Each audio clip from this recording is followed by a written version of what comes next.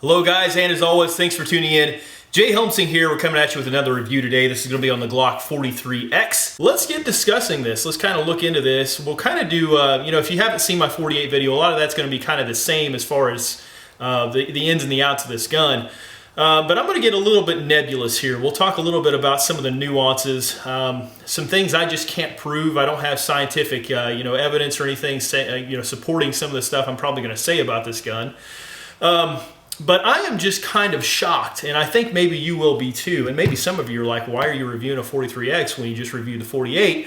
Well, let's go ahead and get into the story. So, when I went to buy the 48, I knew that was coming out, and I knew that's the one I wanted because I typically carry a Glock 19, as you guys know, with Project 1 gun. I have no problem concealing Glock 19. I've been able to use them pretty effectively, so no problems or issues there, anything unexpected. So when I went into the gun store, my local gun shop, and went to buy this, I kind of put out a feeler, and I told my buddy there, I said, hey, when these things come in, give me a call, let me know. Really interested in getting my hands on one. So he did. I came in and I looked at the 48. Well, when the 48 shipment came in, so did the 43Xs, and they had them both there. So I was looking at both of them, and I got this 43X in my hand, and I was like, man, I really like the way this feels in my hand. It just feels maybe just a little more balanced, I guess would be the correct word. It points a little bit more naturally for me. The weight is nice. It's got a nice kind of center of balance there. It just seems to point easier. And I kind of looked at him, and you can ask, my buddy there at the gun shop, Alex, he may be tuning in here. Looked at him back and forth, and I was like, you know what? I'm just going to have to go with the 48X, or 48X. The 48 instead of the 43X because, that's just what I set out to do. And on paper, I think I'm going to like the 48 better.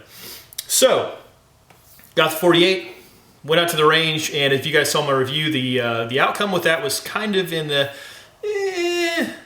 good gun, just maybe not my thing sort of category. So, I wouldn't say I was disappointed with the gun. I just kind of, I would probably rather stick with my Glock 19, and I think that's reflected in my video. So, got the gun out. I shot it well enough for a small gun. I just really wasn't holding super tight groups with it or anything.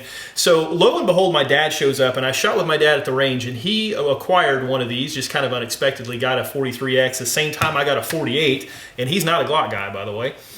So we brought both of them out. I shot them back to back, and I was able to shoot the 43X with the 48, which I talked about a little bit in that video there. Comparisons between the two of them. Long story short, I nearly fell in love with the 43X that he had over my 48 there because I shot it better.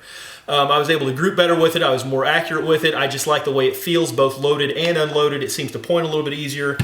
So I had a little bit of buyer's remorse, a little bit of regret that I didn't jump on the 43X bandwagon. So long story short, I bought sights for that gun. As you guys know, I'm not a big fan of the Glock sights, which we'll get into here in just a few moments. Bought some 43 sights for the Glock 48, and I tried them out. They were Trijicon sights, and the point of impact, point of aim was just off with them. I just couldn't seem to get them zeroed, at least elevation-wise. And, I've heard some people say both things. 10.8 Performance says the Glock 48 has special sights just for the 48, and they're going to have to make custom sights just for the 48. Other people say the Glock 43 sights should work okay. Some people say they've shot the Glock 43 or the Glock 48 with Glock 43 sights, and everything's fine. But in my sample with the 48 with 43 sights, I could not get it to shoot basically where I wanted it to hit. I was grouping okay with it. I just could not get that point of aim where I wanted it. So that kind of discouraged me a little bit further. I thought, you know what, this gun's super comfy to carry, but in the reality, I'm probably just going to carry my Glock 19, and this is going to fall to the wayside. So I took it back to the store where I got it. Did some horse trading here and there, and I ended up buying a Glock 43X out of some of that trading here and there. And so that's what you see in my hands here. And you guys might be thinking, this is kind of an odd, long, drawn-out story for why you have a 43X. And guys, the reality is I don't like small guns. I told you guys that in my 48 video. I would rather go into a potential gunfight scenario, which could happen at any time, as some of you guys know, with a gun I want a gunfight with. And typically that's going to be at least a compact sized gun, a double stack, good capacity, accurate gun, reliable gun, things like that. With the 48, I just didn't feel it. I can't really, again, put it into words.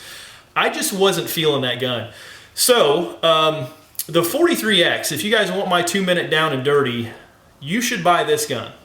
And that's from a guy who doesn't really like small compact guns. You should buy this gun. It is a fantastic, phenomenal gun, and I'll get into those reasons here in just a few moments. But basically, this video is a bit of a redemption for this slimline style because I love this gun. And that's painful for me to say. I've had a few Glock 43s. I really didn't care for them. I saw them as kind of a boot gun or something. I shot them okay for a small gun, but that was always in the back of my head, you know, for a small gun that shoots well. I couldn't shoot it nearly to the accuracy I can with my 19s, my 17, anything like that. But the story is different with this gun, and I don't really, I've got some theories, but I don't really know why. I shoot this better than the Glock 48. It feels better in my hand than the Glock 48, and this would be my preferred carry, you know, over the Glock 48. So let's go ahead and dive into this review real quick, and then maybe I'll blather on here in a few moments. Sights top to bottom, like I typically do. Sights, I just don't like Glock sights. I know there's some of you guys out there that like them. I know some of you out there have used them to great effect. I don't like them, and the reason I don't is because they're made out of plastic. Number one, I've broken these off. There have been more than one occasion that I've broken them off, and other times I've gotten the front sight narfed a little bit, and that drives me crazy if I got a ding in the front sight. You know, so I'd rather replace them at least with some steel sights. Also, these, I just don't like the busy back end, and I know some people flip this front around, but even if you do that with the stock Glock sights, the little ball doesn't fit in the notch. I don't know. If you line the tops up, like that's how I shoot, if you line the tops up, the little ball does not fit in the notch. It drives me crazy. It's like you're cutting the ball off, and there's just all kinds of wackiness going on. So I can shoot these, I can shoot them okay, but I much prefer other sights. I do have other sights coming in for this gun. We'll just leave it at that, okay? Moving on with the slide, just like I said in the last video with the 48, I really like the texture of this slide. I like the finish there. I don't really care if it's you know, super durable or anything like that. I just, you know, if guns get banged up or whatever, they're a tool to me. That's kind of how I see it. But I do like the texture of this slide. In other words, it's got a little more friction than that NLDC or NDLC. Coating that Glock has been putting on things, which, by the way, this barrel does have that coating, but the slide doesn't. It's a PVD coating. I dig it. I really do. I'm not really super crazy still about this silver color here. Maybe it's going to grow on me. I like it a little bit better than I did initially. It's got kind of a James Bondy look to it, which I guess is kind of cool, but I'd probably rather have it in black flavor. That's just me. I may get this Cerakoted if I you know, feel it's that big of a deal, but that's my take kind of on the slide and the whatnots. Now, this is going to be the exact same size slide as the Glock 43. They are interchangeable, which I have done. Obviously, with the addition of the front serration, some people like those. I could, you know, take it or leave it. It is handy for dry fire practice and stuff like that, but I don't typically manipulate up there. So that's just, again, my personal preference, but that's basically the only big difference with this gun here. The rest is pretty much Glock 43 guts, except for, obviously, this longer grip. I love this grip. I love the length of it. I like it because it's long enough to get a really good firm grip before you unholster it, which I really never felt like I could do with the Glock 43.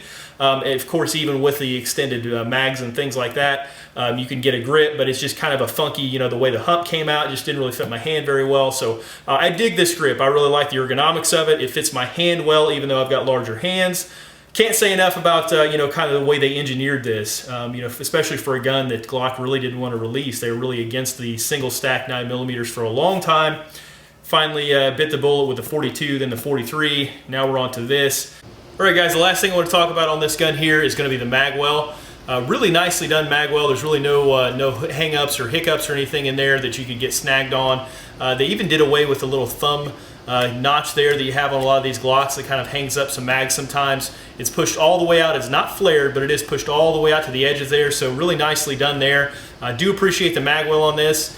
Ergonomics overall, very, very good. Can't really complain about too much. We'll get into the trigger next. Let's take a look here.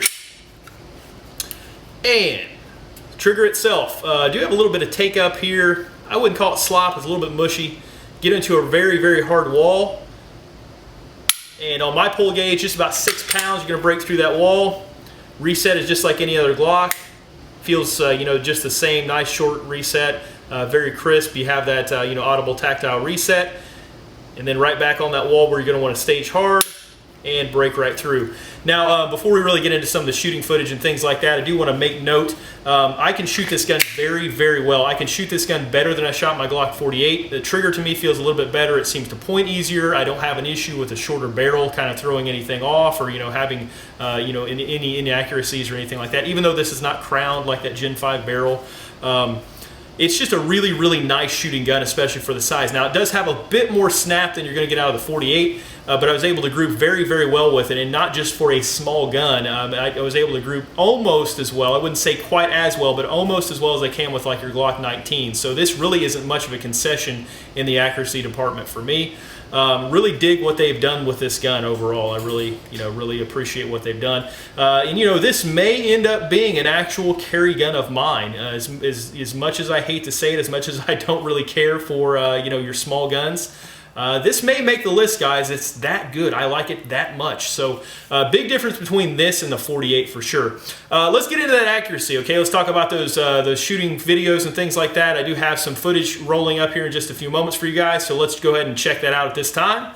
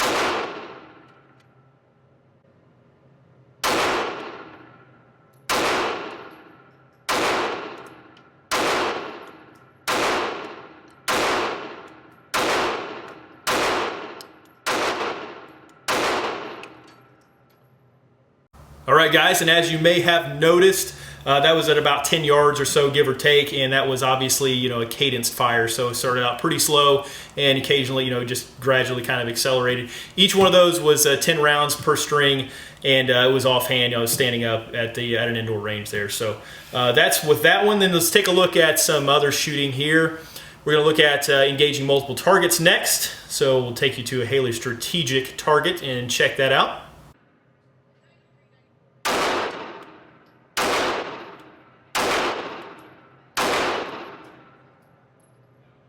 All right, guys, so as you can see, that was at probably about 5 yards or so. I'd have to estimate 5 yards. That was, just basically working through some speed. And all this shooting was done with these Glock sights, which I don't really care for, so it took me a little bit of time to adjust to that. But you can engage multiple targets fairly quickly with it. Again, what I've noticed, especially with multiple target engagements, things like that, is with a gun like this, I just really have to stage that trigger, really hard. If I go, kind of panic shoot this and kind of jerk right through that brake and, don't take out the slack or prep the trigger at all, I'm probably going to drop some shots. So just the way I shoot it, there you go, and that's how I've been able to get some accuracy out of it. And of course, what YouTube review would be adequate without some goofy trick shots? So let's take a look. This again was about 5 yards. Take a look at some accuracy shots. These are 9mm casings that I've just kind of plugged into a target there just to see how close I could get to them. And to my surprise, I shot under a couple and I actually ended up hitting one of them. So here you go with that footage.